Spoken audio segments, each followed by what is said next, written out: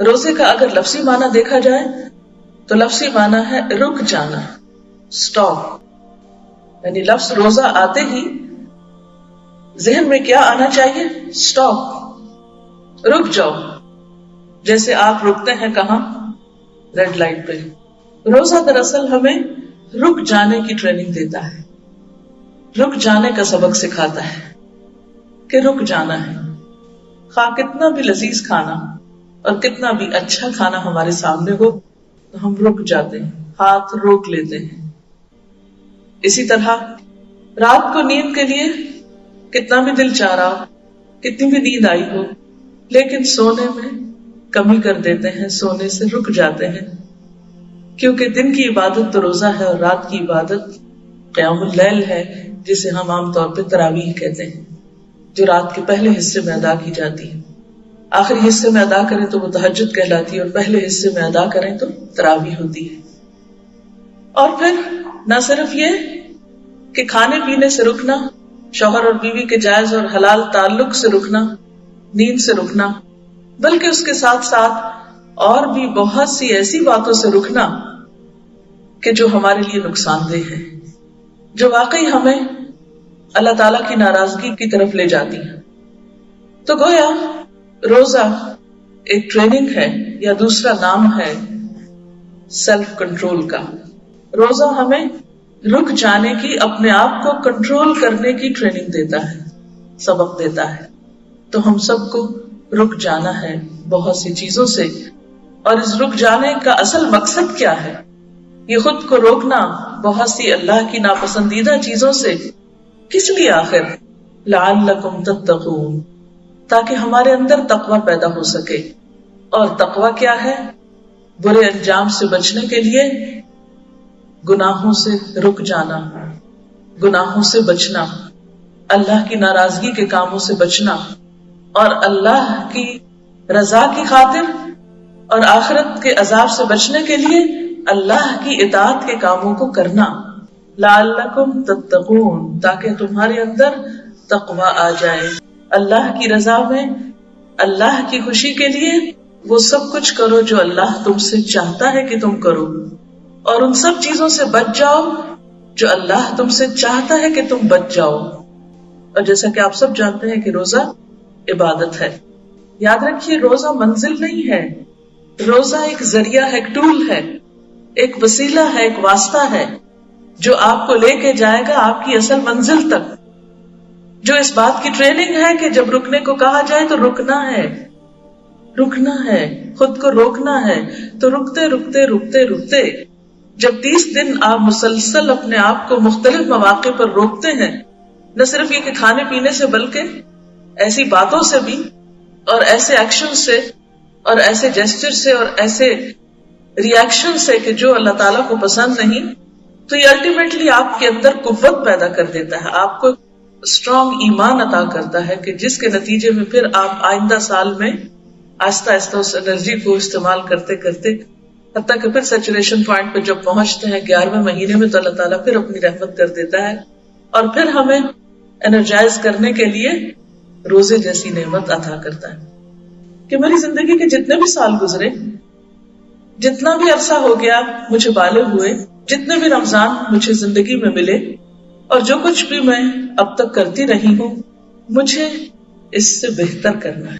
سب اس بات کو جانتے ہیں کہ انسانوں کے اندر جو تبدیلی آتی ہے وہ بالکل فطری طور پر آتی ہے، بالکل ایسے ہی جیسے موسم تبدیل ہوتا ہے. آج کل آپ دیکھ رہے ہیں کہ موسم تبدیل ہو رہا ہے تو کیا ہوتا ہے، کبھی ایک دم ٹھنڈک ہو جاتی ہے، پھر گرمی لوٹ آتی ہے، پھر ٹھنڈک ہوتی ہے، پھر گرمی لوٹ آتی ہے. تو بالکل انسانوں کے اندر بھی جو تبدیلیاں ہوتی ہیں وہ اسی طرح ہوتی ہیں. اگر دیکھا جائے تو ہم اچھائی کی طرف بڑھتے ہیں، پھر ذرا سے ٹھنڈے پڑنے لگتے ہیں، پھر اس کے بعد پھر ذرا آگے بڑھتے ہیں، پھر پیچھے، پھر. لیکن آپ نے یہ دیکھا ہوگا کہ جب موسم مثلا گرمی سے سردی کی طرف تبدیل ہوتا ہے تو پلٹ پلٹ کر گرمی کے جھونکے آتے ہیں، لیکن یہ نہیں ہوتا کہ وہ پھر سے پورا گرم ہو جائے، الٹیمیٹلی وہ پورا ٹھنڈا ہو جاتا ہے. اسی طرح جب سردیوں سے موسم گرمیوں میں بدلنا شروع ہوتا ہے تو بھی یہی پروسیس شروع ہوتا ہے. اچانک ایسا نہیں ہوتا کہ سخت سردی سے سخت گرمی آ جائے. اسی طرح آپ دیکھیے رات اور دن کے منظر کو، آپ دیکھیے کہ دن چڑھتا ہے، روز آپ کے سامنے مثال آتی ہے آہستہ آہستہ آہستہ اندھیرا روشنی میں بدلتے بدلتے پورے عروج پر پہنچ جاتا ہے. انسانوں کے اندر جو تزکیہ کا عمل ہوتا ہے، اچھا بننے کا جو عمل ہوتا ہے، اس پر بھی اسی طرح کے فیزز گزرتے ہیں، اور انسان اچھائی کی طرف جو چل بھی پڑتا ہے تو اس میں ایسا ہوتا ہے کہ آپ اچھائی کی طرف آگے بڑھے، آپ نے کوشش کی، پھر کوئی رکاوٹ آ گئی، آپ پھر تھوڑا سا پیچھے پلٹے، پھر آپ نے کوشش جاری رکھی، پھر آگے بڑھے، اور آگے بڑھتے بڑھتے آپ ایک دن انشاءاللہ اللہ کے قریب کی منزل پہ پہنچیں گے. لیکن اس کے لیے کیا شرط ہے؟ مسلسل کوشش. مجھے نیکی میں آگے جانا ہے، مجھے خیر میں آگے بڑھنا ہے، مجھے یہی نہیں کھڑے رہنا. جو کچھ میں آج ہوں، مجھے رمضان کے آخری دنوں میں اس سے بہتر بننا ہے. چاہے ہم بائی نیچر کتنے ہی اچھے انسان کیوں نہ ہوں، ہم ایک اچھے ہیومن بینگ کیوں نہ ہوں، ہم جو کچھ بھی ہوں، لیکن ہم سب جانتے ہیں کہ ہم اندر سے کمزور ہیں، اور ہمیں صرف ایک چیز طاقتور کرتی ہے، اور وہ اللہ سے مضبوط تعلق ہے، اللہ تعالیٰ کا قرب ہے.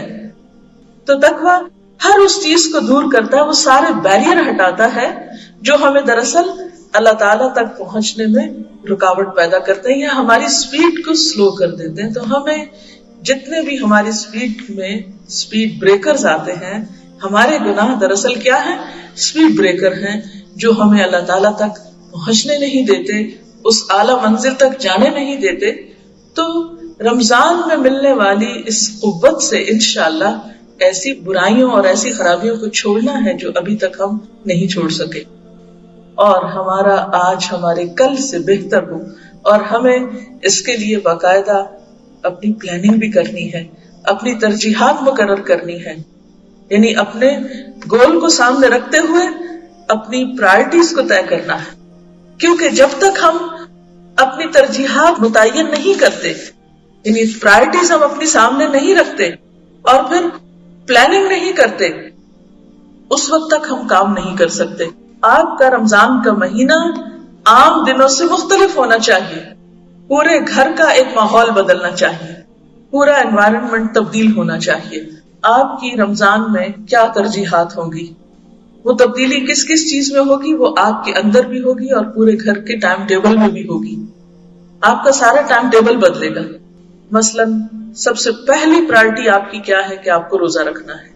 پھر جیسا کہ ابھی آیات میں آپ نے سنا کہ قرآن پاک جو ہے وہ رمضان میں اترا ہے، اس لیے عام دنوں کے نسبت قرآن سے زیادہ تعلق قائم کرنا ہے. پھر اسی طرح قرآن کے ساتھ ساتھ اللہ سے دعائیں بھی خوب مانگنی، کیونکہ رمضان ہی کے متعلقہ جو آیات ہیں اس میں قرآن کے بعد خاص طور پر وَإِذَا سَأَلَكَ عِبَادِي عَنِّي فَإِنِّي قَرِيبٌ أُجِيبُ دَعْوَةَ الدَّاعِ إِذَا دَعَانِ، دعاؤں کا ذکر آتا ہے. تو دعائیں آپ کو عام دنوں سے زیادہ مانگنی ہے، کیونکہ دعاؤں کی قبولیت کا مہینہ آ رہا ہے. سحر کا وقت، رات کا پچھلا وقت جو ہوتا ہے وہ سب سے زیادہ دعاؤں کی قبولیت کا وقت ہوتا ہے. عام دنوں میں ہم سحری کے وقت نہیں اٹھتے، لیکن رمضان میں ہمیں لازماً اٹھنا پڑتا ہے سحری کھانے کے لیے، کیونکہ سحری کھانے میں بھی برکت ہے اور اس میں بھی اجر اور ثواب ہے. تو اس وقت دعاؤں کی قبولیت کا وقت ہے. پھر آپ سارا دن عبادت میں ہوتے ہیں، روزے کی حالت میں ہوتے ہیں، وہ بذات خود ایک اللہ کے قرب کا ذریعہ ہے، اور پھر اس میں دعا قبول ہوتی ہے. پھر افطار کا وقت خاص طور پر دعاؤں کی قبولیت کا وقت ہے، اس میں آپ کو دعائیں کرنی ہیں. تو گویا عام دنوں کی نسبت آپ کی دعائیں بھی زیادہ ہوں گی. عام دنوں کی نسبت نمبر 1 روزہ، نمبر 2 قرآن سے تعلق، نمبر 3 دعائیں، اور پھر اٹھتے بیٹھتے ذکر کا بھی اہتمام، کیونکہ روزے کی بھوک کانسٹنٹ ریمائنڈر ہوتی ہے اس بات کا کہ there is some change in your life. تو وہ چینج جو ہے وہ آپ کو کس چیز کے قریب کرے؟ اللہ کے قریب کرنے کے. اور سب سے زیادہ انسان اللہ کے قریب کب ہوتا ہے؟ جب وہ ذکر کی حالت میں ہوتا ہے، کیونکہ بندے کے ہونٹ جب تک اللہ کے ذکر میں ہلتے رہتے ہیں اللہ تعالیٰ بندے کے ساتھ ہوتا ہے. اور پھر اسی طرح صدقہ خیرات، کیونکہ یہ مہینہ ایک دوسرے کی ہمدردی کرنے کا مہینہ ہے، غمخواری کرنے کا مہینہ ہے، جس مہینے میں انسان کے جو اعمال ہیں وہ عام دنوں کی نسبت زیادہ اجر اور ثواب کے مستحق ہوتے ہیں. لہٰذا آپ کو عام دنوں کی نسبت زیادہ صدقہ خیرات کرنا ہے. راتوں کی عبادت خاص طور پر آخری عشرہ جو ہے اس میں آپ کو جو کچھ کرنا ہے. نبی صلی اللہ علیہ وسلم عام حالات میں بھی ہمیشہ نیکیوں کی طرف دوڑتے رہتے تھے، لیکن رمضان کے آخری عشرے میں خاص طور پر آپ صلی اللہ علیہ وسلم کے صدقہ خیرات کی خاص طور پر ذکر آتا ہے حدیث میں کہ آپ صلی اللہ علیہ وسلم جب جبریل سے ملتے، یعنی جبریل علیہ السلام سے، اور رمضان کی ہر رات میں آپ کی ملاقات ہوتی، تو آپ آندھی سے بھی زیادہ تیزی کے ساتھ صدقہ خیرات کیا کرتے تھے. تو اس مہینے میں کوشش یا ٹارگٹ ہمارا یہ ہونا چاہیے کہ کوئی بھی شخص جو ہمارے آس پاس یا ہماری جان پہچان میں ہے، کوئی بھی خیر اور بھلائی سے محروم نہ رہ جائے، یا ہماری طرف سے اس کو کسی نہ کسی قسم کا فائدہ ضرور پہنچے، اور اس کے لیے بھی ہمیں پھر پلاننگ کرنا ہے. اس کے ساتھ ہی میں آج کی گفتگو کا اختتام کرتی ہوں. اللہ تعالیٰ ہم سب کو اس حال میں رمضان گزارنے کی توفیق دے کہ ہم واقعی اس کے پیارے بندوں میں شامل ہو سکے، اور یہ رمضان ہمارے لیے پہلے سے زیادہ خیر اور بھلائی اور نیکیوں اور تقویٰ میں اضافے کا سبب